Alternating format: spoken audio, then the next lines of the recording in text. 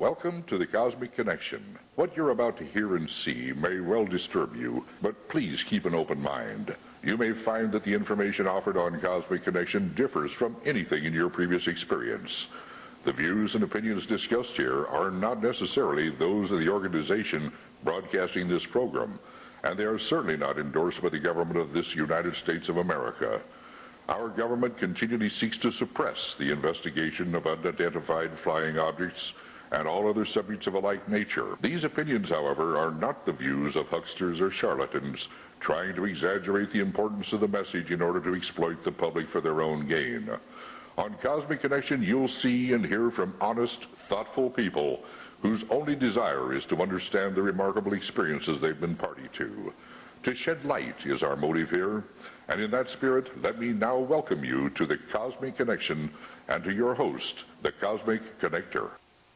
And welcome to the Cosmic Connection. Let's get to it. The DMZ, or Demilitarized Zone, from the Vietnam War stretches 70 kilometers east from the South China Sea to the border with Laos, and is where all major fighting occurred during the Vietnam War. Movies like Platoon, Full Metal Jacket, and Hamburger Hill are all based on the fighting that happened here. The DMZ, which roughly follows the Ben Hai River, was meant as a buffer between communist North Vietnam and democratic South Vietnam in an effort to reunite the country and free the South Vietnamese people from Western imperialism and colonialism. Ho Chi Minh's NVA and VC waged a guerrilla war against the South Vietnamese army and their U.S. allies. To supply the guerrillas in the South with weapons, food, and troops, the Ho Chi Minh Trail was constructed by the North as a series of concealed roads and dirt paths into the South. To prevent supplies from reaching the insurgents down the Ho Chi Minh Trail across the DMZ, the U.S. constructed a number of fire bases below the DMZ parallel to the Ben Han River, from the South China Sea to the border with Laos. My guest, Mr. Don DeLano, was a member of a battery from 1967 to 1972. Don, sir, are you there? Yes, I am. Sir, welcome to the Cosmic Connection. I want to thank you very much for volunteering your story today. We're going to get into it. Okay, Cosmo, thanks. I'm glad to be here. We'll get right into that phone, sir, so we can hear every voice and syllable that you have to tell my audience. Now, from what I understand, it says here that in your email to me that you were an artillery spotter at Strong Point Alpha 1 during the month of June 1968 when a UFO incident transpired. Now, before we get into that story, sir, I'd like to ask you, what was your rank and what was your tour of duty? What is it that you were expecting to do if that happens to a veteran or a member of the armed services when they go over there? Do you know what you're going to do? Well, at the time, I was assigned to an artillery battalion there. I was a sergeant, but my actual MOS and job classification was called reconnaissance sergeant. That's a forward observation team NCO.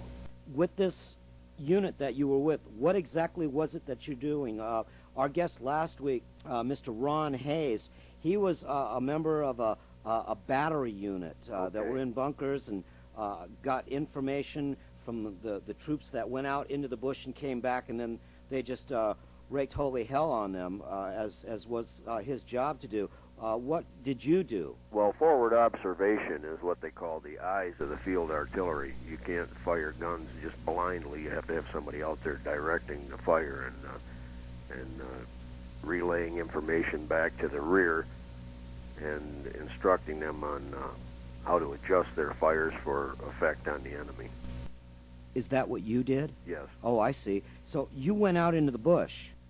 Well, at that particular time, I was attached to the 2nd Regiment of the 1st South Vietnamese Infantry Division. I see.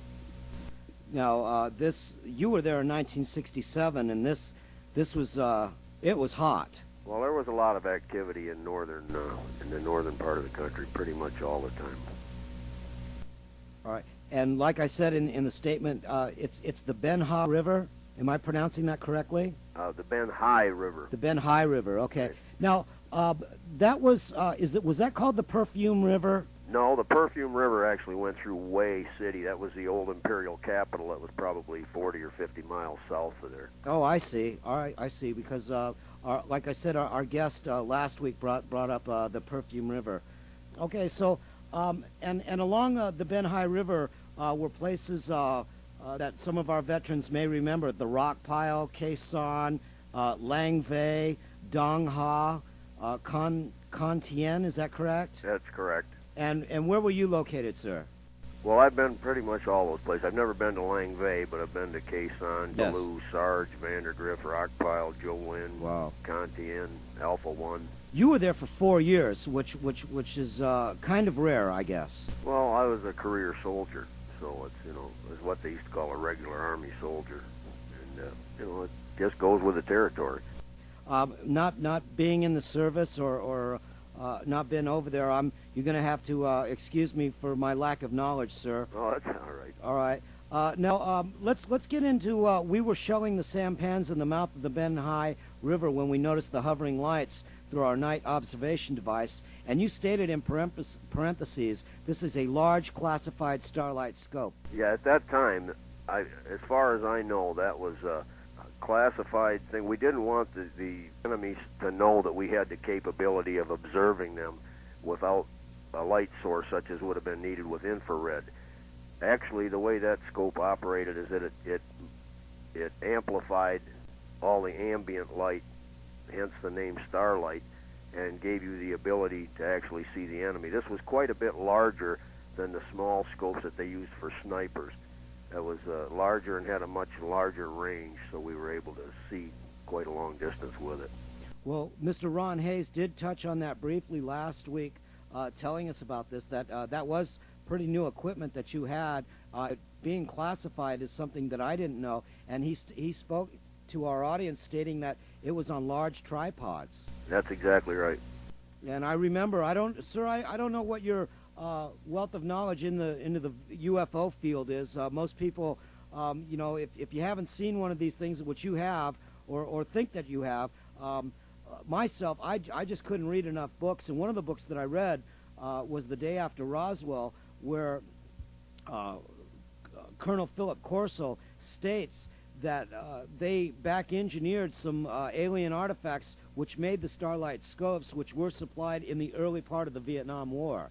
I don't know if you're aware of that or not. I wasn't aware of it until you just told me. I'm sure a lot of people aren't, but this was a colonel, and you just got to read this book about all the information that he was in charge of research and development to make the war go along the way that they wanted it back then, and they were gleaning artifacts and information to make equipment for our specifically for the Vietnam War at the time in 1963. Well, that was an extremely valuable asset at that point in time, believe me. I'm sure it was. That was amazing, because prior to that time, they only had infrared scopes and stuff like that, and you were very much more vulnerable using that equipment than you would be using that starlight scope. My guest is Don DeLano, ladies and gentlemen. He was in the Vietnam War from 1967 to 1972. Don, why don't you give us about 5 to 10 minutes of your story and why we're speaking to you today. And this all started out with you shelling sampans in the mouth of the Benhai River. What's a sampan, as my girl asked me? I know, but I'm sure some of the people out there don't. As you said earlier, with the Ho Chi Minh Trail being interdicted a lot, one of the routes that the North Vietnamese used to supply the people in the South was going down the ocean, the South China Sea. And the sampan is a motorized boat, and they were using these boats. They would stock them with supplies and try to evade our coastal patrol craft. The swift boats that you probably heard over the past years, they had swift boats patrolling the river, or patrolling the South China Sea there to prevent this. And when we had this scope, the starlight scope, it was so obvious when the forces on the north were active in the mouth of the river there, that it made it easy for us to determine that they were active, and then we would call the 7th Fleet up to shell the mouth of the river, just to harass and interdict their operations up there. So in the night in question, I had a sniper there from 26 Marines and myself, and we were shelling the mouth of the river there, and we noticed these lights above there. Now, you You couldn't describe them as an aircraft necessarily because you couldn't determine a shape. You could just see the lights. Now you got to realize that the scope we were using amplified all available light thousands of times. So these lights were not visible to the naked eye. You saw the thing through your night scope? Right, that's how we saw them up there. I had no idea. Continue, sir. Fantastic. So we called back to 9th Marine headquarters at Dong Ha and asked them to clear the area. We presumed, naturally, that these were friendly aircraft. Sure. And we called back to 9th Marines and advised them that they should advise people to stay clear of that area because we were trying to keep aircraft out of the trajectories of these shells. Their response was, we have no aircraft in that area. I see. There are no aircraft in that area. And these shells, these were pretty big howitzers? Oh, these were naval guns, probably anything 5-inch, 6-inch, 8-inch, whatever happened to be available. Quite large. An 8-inch naval shell's over 200 pounds. That's right. So you were spotting for offshore batteries? Well, we had land-based and naval, but we had the 7th Fleet up there. We had a Marine Corps element of the 1st Anglico, and Anglico is an acronym for Air and Naval Gunfire Liaison. So that's Air and Naval Gunfire Liaison Company. We had a team up there from the Marine Corps too. All right, so you're spotting these strange lights that shouldn't be there. You've radioed the 9th Marine, say, hey, get your people out of there, continue. And they said they had nobody there, so we called over to Alpha 2, which is also known as Joe Lynn. I see that, yes. And they had radars there, and we did inquire of them if they could get a look up there and see if they could determine anything. Now, they verified that there were something in that area, something, in the sky there. They verified it via radar. I don't know exactly what indication they get, if it's just a blip, but they did verify that there was something up there via their radars. Sure. And then subsequent to that, things get pretty chaotic because right away there were some conclusions jumped to, and it started out to be NVA helicopters, Russian helicopters, Red Chinese helicopters, what have you, and they alerted the Air Force.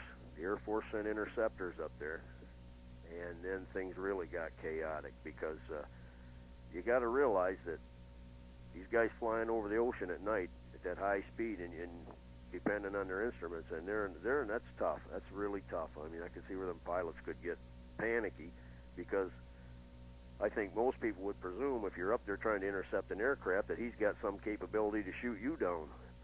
Yes. So if you were a young pilot, I'm sure you'd be pretty itchy on the trigger finger. Well, absolutely. And they're coming off an aircraft carrier, I guess? I think these came out of Da Nang. I want to say right. they came out of the Air Force base in Da Nang. That would be my guess. All right, so from your position of spotting this on down the chain of command or however it works through radios and whatnot, we've got aircraft coming your way. Well, we had the friendly aircraft come up there, yes. And they identified target via their aircraft radar, but they were unable to engage them. I mean, they tried to engage them, they tried to pursue them, and they didn't have any luck. There were many claims, mostly by one of the Vietnamese generals there, the I Corps commander, of several of these craft being shot down. But to the best of my knowledge, no one ever found any debris or anything to verify that account. We never saw anything shot down. And what they did do, one of the pilots put a missile through the Australian cruiser Hobart. Wow. And then I'm not sure if it was the same pilot or another fellow. We had him up on what they call a Fox mic, a frequency modulated radio. Well, what kind of aircraft were sent to this interception area? Oh, I would say they were Phantoms. Phantom Probably 4s? had 4 Phantom interceptors. The big smoky ones that I used to see out at Nellis about 20 years ago. Probably, yeah. They were. Well, that was the the best they had at the time. Sure. I would imagine it was F-4 Phantoms. I mean, we couldn't see those at night either. You knew they were there, though. They were plenty noisy. These lights, we were able to see them all over the area. Once we noticed them, we started looking for them.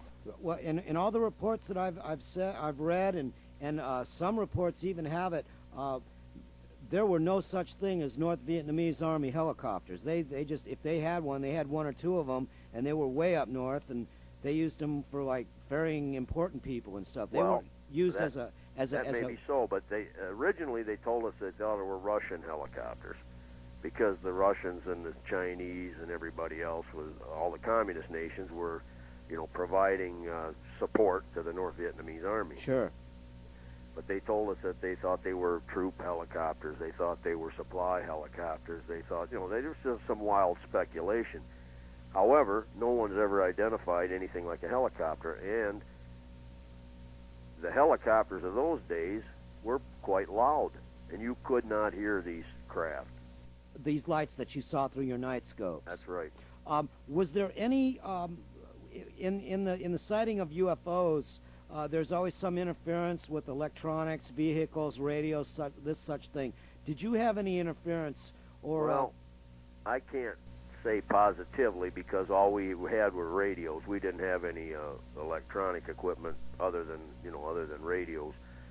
So, and radios of those days were very dependent on atmospheric conditions. So you couldn't really attribute, if you did have problems, you couldn't attribute them to anything in particular. So when these lights showed up, what time of day is this? Oh no, this was at 2 o'clock in the morning, 3 o'clock in the morning. And the time of year? Well, this would have been probably the second or third week of June, 1968. It was around the 20th of June, I think. Right. And you said that the Tet Offensive had happened, what, 3 years? Three weeks? No, the Tet Offensive started around the 1st of February, the last of January of 1968. The North Vietnamese at that time had 3 divisions, 3 Army divisions in that area that were dedicated to attacking all these border outposts, and of which you were one. yeah, but Right. we had other troops with us there. Sure. We had a South Vietnamese Army battalion there with us also, and that's what the phrase "strong point." These things were actually designed as part of McNamara's line to be so well defended that it would take a 10-to-1 advantage to overcome them. In other words, it would take 5,000 NVA to take it away from 500 South Vietnamese. Holy smokes! Well, Really? Well, they were built up. I mean, they're very, very heavy, and they were right underneath the North Vietnamese guns there. Now, the Vietnamese had pretty substantial field artillery on the other side of the border too, up in that part of the country. How well armed was your enemy? As far as Just conventional capabilities? Yes, and taking it to you. I mean, Well, we hear that they were primitive and they dug tunnels and well, to me, if you ask me, they did pretty well. I mean, this was their homeland. Well, I'd say this: any man's is probably as good a shot as any other man. They didn't have air support, and they didn't have helicopter transportation like we had the ability to move large units via helicopter, and they didn't have anything like that. As Sure. far as ground soldier to ground soldier, I'd say they were as good as anybody else. Sure. Now, did anyone else see these lights, and how many of there were you in your battle? Well, there was, let me see, there was myself, there was a lieutenant, John Turnbull, there was 4 or 5 guys from the Air Naval Gunfire Liaison team, a couple of snipers from the I'm going to say it was 26th Marines, I believe it was, and the South Vietnamese Army soldiers that were there, some of them, they also had a scope like that where they did some reconnaissance. And you think, to the best of your knowledge, that all of you saw this? Was this an open low area that this thing was in? Well, the mouth of the river is low, naturally. I mean, it's a delta, but they were flying all over the area. That's what I said, once we realized that there was something strange out there, well, we started looking where we wouldn't normally be looking, just looking for these things at night.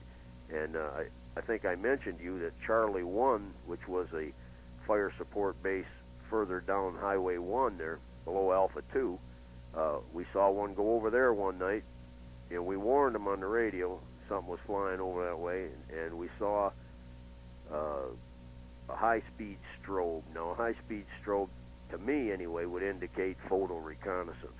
Right. of some type. Sure. Mr. Hayes spoke last week to us about these drone aircraft. Do you think the lights could have been originated by the enemy to distract your troops, or let's say, the old standby, the explanation for the Phoenix lights were flares? Well, these weren't flares. No, you wouldn't even be able to look at a flare with a starlight scope. You couldn't look at anything. It would be like you looking into a flash bulb. Okay. Anything that bright. I mean, you multiply that 1,000 times or 50,000 times, Sure. You can imagine how bright that would be. But at this time, they were infiltrating large troop elements between Alpha 1 and Alpha 2. At this very same time, there were, targets of opportunity of hundreds of North Vietnamese soldiers who were unaware of the fact that they were being observed, I'm sure, because they weren't taking precautions that they would normally take. So when did we open fire on this thing, or this set of things, or whatever? Well, that was when the Air Force came up. They were the only one that actually fired on them. Oh, I see. And the Air Force intercepted them with air-to-air missiles, but they didn't manage. They said one of the pilots sunk the PCF-19 up there. That was a swift boat. That's one of those 50-foot boats like you probably heard of last year during the presidential election. Yes, and I believe that everybody saw Charlie Sheen go up the river in Apocalypse Now. Okay. Was that a swift boat? I'm not sure. I don't remember. I saw the movie, but I don't remember the craft. All but right, a swift okay. boat's a pretty good-sized boat. It's about a 50-foot boat. Oh, well, no, then it wasn't this thing. Okay. And they're pretty heavy. I think they got a couple of 50 caliber machine guns on them or something. But what they were doing out there was they were doing a picket. In other words, they were keeping these patrolling for these sampans. Yes. And the sampans were these wicker boats that go up and down the rivers, supplying our enemy with what they need. well, because the thing about them was, and they're shallow drafts. See, they could get into fairly shallow water. I mean, like inland. You couldn't chase one up a stream with a swift boat, I'm sure, But anyway, what was going on with this PCF-19? We had that pilot up on the frequency modulated radio, and he was getting excited because he said, "I've got one on my radar," and he said, "Oh, he just dropped off." He said, "I'm gonna engage him." He knows that craft down, and he said, "There he is," and he triggered his missile. But what he triggered the missile into was PCF-19. I see. Did they hit the lights or not with the R-Force? Well, Air Force claimed several to have shot down several of these craft. I personally doubt that because I didn't see any evidence of any secondary explosions from the rockets that they fired. Did you hear or see the trajectory of these rockets? No, I not. It's just so hard to determine. These are supersonic, I mean, they're Sure. But the one that went over Charlie 1 with the photo reconnaissance, they opened up on that aircraft with a duster. Now, if you remember your old war movies from the Second World War, a duster was a tank chassis with a pom-pom gun mounted on it. You remember the old battleship pom-pom guns? I do. It looked like it had those big shock absorber coverings on the sides. This was a twin 40-millimeter cannon that delivered 240 rounds a minute, and that's explosive shells, not just bullets. And they never touched it. Whatever it was, they couldn't lay a glove on it with that duster. There's no helicopter on Earth that could have got away from that. So this is an M42 duster. It opens up at point-blank range from a C1. What's a C1? Charlie 1. That's the fire base that was down Highway 1 from Alpha 2. Okay. Now, what's the talk, and how do you report this to your superiors? I mean, are you saying UFO? Does the word come up? We started out to say, that we had these craft. We didn't say that they were UFOs. They are, obviously. We didn't say that they were extraterrestrials because we had no way to make that determination. And how many? I can't say, but there might have been a dozen at most at the same time. Okay. So you're seeing these lights. Can you determine the size of maybe one? So I mean, we got a formation of large. No, because you don't have that perspective when you're looking up in the sky. You don't have that depth perception. Sure. And you're looking through a single lens, not a binocular lens. So you don't, it's like closing one eye. You don't have any depth perception. Yeah, you know, Don, I got to wrap my mind around this. You're not seeing this with your naked eye. You're using equipment to sight this. Well, you couldn't see them with your naked eye. I mean, there was plenty of guys straining their eyes because we were terrified that they were going to drop some troops on us when they started telling us that they were helicopters. Right.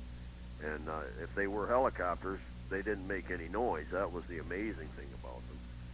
And you didn't know that. We'd never noticed them before. They might have been there for a long time. But let me say, in between that time period, June of 1968, and I'm going to say the latter part of 1971, when I departed that immediate area, there was no more reports of these things. So whatever happened, it was an isolated incident. It was only active for about a week there. Oh, I see. Oh, it went on that long. Oh, yeah. Oh, this wasn't just a one-night incident. Oh, no. It's several days. If you search on the internet, you'll find, if you go in for NBA helicopters, you'll find some old Stars and Stripes reports on these. That was the military newspaper. But I say this deal with these objects, the point I guess I'm trying to make is that whatever they were unable to engage them directly. And I find that to be very unusual. That just doesn't happen. Well, if it was a military aircraft of anything that I've ever heard of, I would certainly think that they would have been able to intercept it with a missile. Those are guided missiles. Yeah. Well, let's go back with the HMAS Hobart. Now, you say that's an Australian. Well, it was an Australian ship. It's been scuttled now. It's a tourist attraction, but it was an Australian Navy ship. Yeah. And it was hit by one of our engagements. Yeah, I believe it was a Sparrow missile fired from one of those Phantoms. I see. And a Sparrow missile, is that a free fire? That's not a lock-on thing, right? I'm not. Well, who knows? I'm not expert on it. I think that it's an air-to-air missile. I think it's a guided missile. I mean, I don't think you just point it and shoot it. Sure. I think it locks on. Probably a heat seeker would be my guess. Well, okay, so you got some crazy activity. You've told me more than enough about this thing than you ever did in any of our communications. I didn't really know how many of these things you were that you'd seen. You said there was, what, a half a dozen or a dozen? Yeah, it depends. It was, and they were.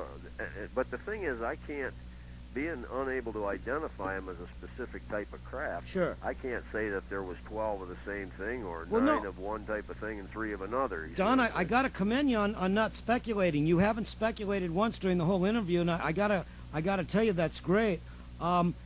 Just wrap up what happened here, and then I want to get into your friends, sir, because I think that's the next important thing I'm going to cover for the last 15 minutes of the show. Let's do a wrap up on who do you report a UFO to, or this happening? Well, I say we reported them to the target acquisition facilities over at Jolin because we wanted to get verification on it to make sure it wasn't some freak atmospheric condition or whatever.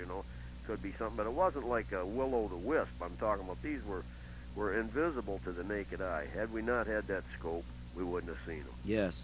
And then they verified them via their radar, and then the aircraft that came up, I'm not sure who that was.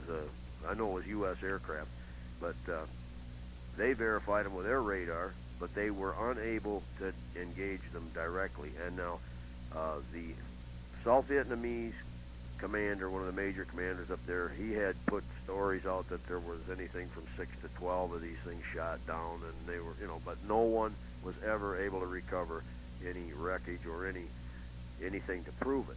Well, then, about a week or so later, they just said, "Oh, this was all a hoax." It basically said, "Look, this didn't happen. This is all a hoax," which is a preposterous statement. Over the next few years, I was in a position over at one of the headquarters there where we were monitoring the buildup around there, monitoring the enemy buildup, and we were reporting these buildups directly to the Paris peace talks at that time, and there was never, to my knowledge, any further mention of any type of enemy aircraft in that ensuing 2 or 3 years.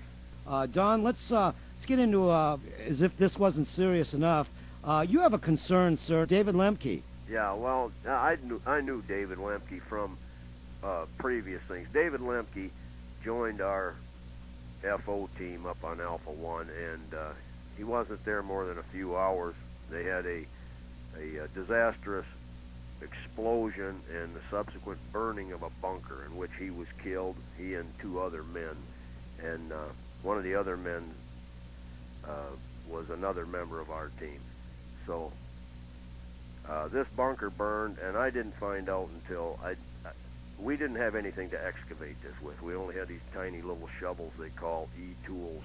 Sure. And this is 50 tons of hot sand while you're being shelled. It's just not it's not a perfect scenario for trying to do excavation. So basically, we excavated as much of the bunker as we could. We recovered 2 partial sets of remains. We filled the hole back up with sand and said, you know, because we had a lot of operational things that were ongoing at that time. It isn't like we could just call a halt to the war effort to do this. Right. So, are you being fired upon when this accident happened? yes, that's what Okay. I'm saying, because we're sitting there right underneath the enemy guns there. So. Right, right. Well, I just wanted to bring that up. I mean, a lot of things, and I don't have no problem with that. You say such cavalier like everybody knows. I just want to get in there with you, sir. Go ahead, Don. Okay, well, anyway, so we were unable to recover Lemke's remains. Yes, sir. And I didn't realize this because I said I was still in the area for a few years after that, and it had never crossed my mind. I'd always presumed that someone from the battalion headquarters had gone up there and finished this recovery. They didn't. I find out about 7 or 8 years ago that this man was carried as missing in action for quite a while. He's not missing in action. He's deceased. Is his Now, name is his at name this on the point in wall, time- Don? Pardon? Is his name on the wall? Yes. Okay. Now they're carrying him as killed, body not recovered. I have sent information, photos, maps, sketches to the Joint Recovery Team in Hawaii, and as of this date, they have declined to pursue this excavation. So Why do you think? I don't know. They told me that they surveyed the site, that there was too much unexploded ordnance there, that they feared for the safety of their recovery team. Now, I know that the military has explosive ordnance demolition people, and that's what they get paid to do. I would think that they could get some of those people to go there, but apparently there's a lot of unexploded munitions still on the site 37 years later. Sure. So I don't know if that's justifiable. To me, it's not justifiable. I think somebody ought to go there and recover what's ever left of him and bring it back to the United States. It's not that we don't know where he's at. It's just no one's ever made the attempt to recover. Well, you stated that, in 1990 you went back to Vietnam. How was that? It was unusual. That was still under communist control at that time. I mean, as it is today. But I mean, we didn't have official relations with Vietnam at that time, and it was pretty unusual. But I didn't have any problems. I mean, the Vietnamese weren't angry with me or anything. Sure. They didn't mistreat me. So. Well, in the preparation for this program, I've been to a lot of websites, and there's a lot of you veterans out there who have done some remarkable research into where you've been and provided maps to the people who can't go, and photographs, and it's just an amazing thing how 20, 30 years after the fact, it's back in, Vietnam's running on all 4 cylinders, I guess. Yeah. But listen, Don, all the people, the listeners that are listening to this, and this program will repeat around the world many more times. What would you like our listeners to know? What can they do about it? The Americans here in the United States, what would you have someone do? Just real simple. I'd just like them to contact their government representatives and just say, hey, look at this fellow gave his life in the service of his country. I mean, he at least deserves to have his remains repatriated to this country. Absolutely, absolutely. Do you know his full rank and spell his David name? was posthumously promoted to sergeant. I believe it might even have been staff sergeant. I'm not sure about that. You could find that on the internet. But they have the necessary information. The thing of it is, well, let's get his name out there. David Earl Lemke, David Earl Lemcke. A United States soldier who was left over there in Vietnam. Let's give the location again. He is on former Strong Point Alpha 1, which is a large sand dune about 2 miles west of the South China Sea and 2 miles south of the former edge of the southern edge of the demilitarized zone. Sure. But the site, I just saw a picture on the internet tonight. A guy took a picture of it from Joe Lynn. You can look right across the valley there and took a picture of it. The sand dune's still there. There was pictures on there from the 1st Marine Amtrak Battalion where they had some fellows go back there just a couple years ago, and they were up on that very site.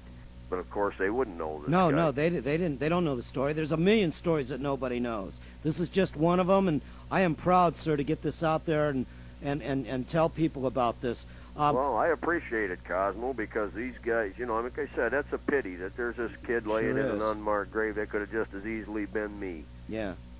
This is what I do. I do a UFO talk show, but I'm not so blinded by the sensationalism that other people have done with this topic that I don't branch off and go off into other areas. I mean, you can open up a can of worms with this. I do try and stay focused, but I really think this is important. And if my show, my little bitty show that I created 12 years ago, can do something for somebody, the Lemke family, where do you... Tell us about that search you did. Let's get that one out. I'm sorry. This is what amazing. Was that? You did a search for David Lemke, and you told me something in an email that was amazing. Oh, you mean about the coincidental? Yes. I think that needs to be told. Oh, yeah, that was because I'm a genealogy buff, and I found out that one of my cousins was married to a Lemke from the same hometown as David, so I'm presuming that it's probably a cousin of his at least, because the town he's from, Hilton, New York, is not that large of a town. Right. Let's go back to the sighting again. How did the lights disappear from your field of view, and did they blink out, zip away, or evaporate? I would say they just flew away, basically. I mean, they just, you know, like I said, it's hard to judge distance in the sky at night. And that particular night, what was the time frame of the sighting? Oh, well, like I say, they went on for several days. I would say midnight to 2 or 3 o'clock in the morning. That long? Oh, yeah. So this is quite an event. Well, that's the thing, and, you know, that was the question in my mind. If they weren't aircraft, describable aircraft, what were they? And if you pick them up on radar, there had to be something there besides, you know, something with some substance. Because radar has to have something solid, you know, to register on there.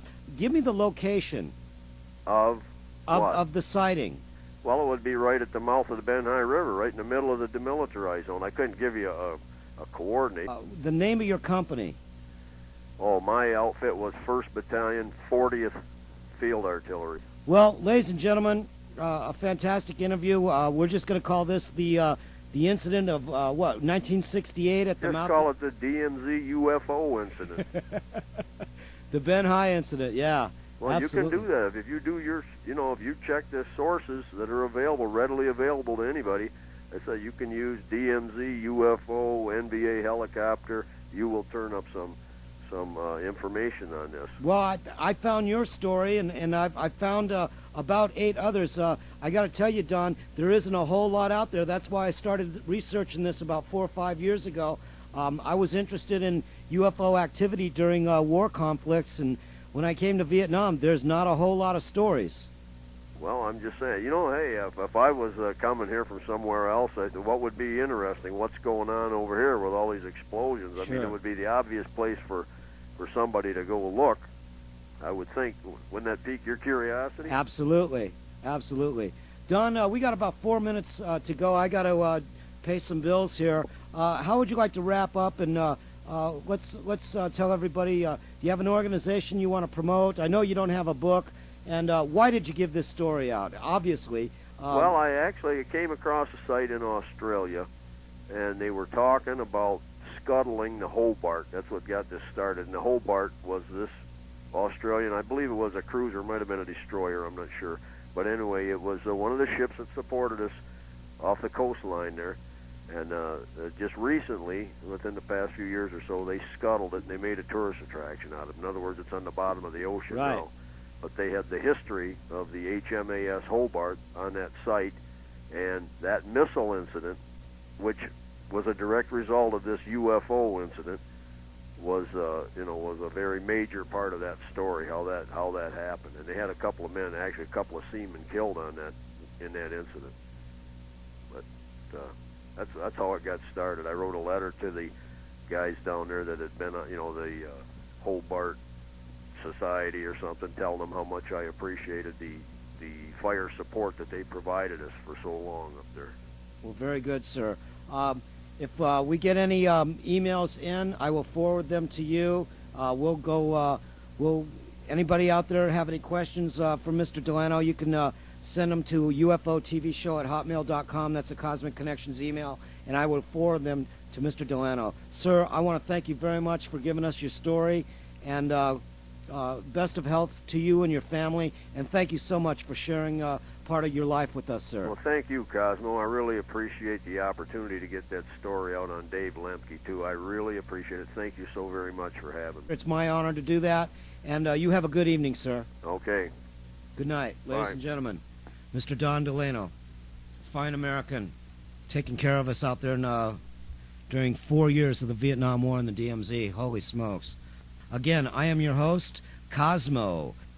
Cosmic Connection website at http://tvufo.tripod.com. And my friend Billy Goodman, this is Cosmo. I'm out of here.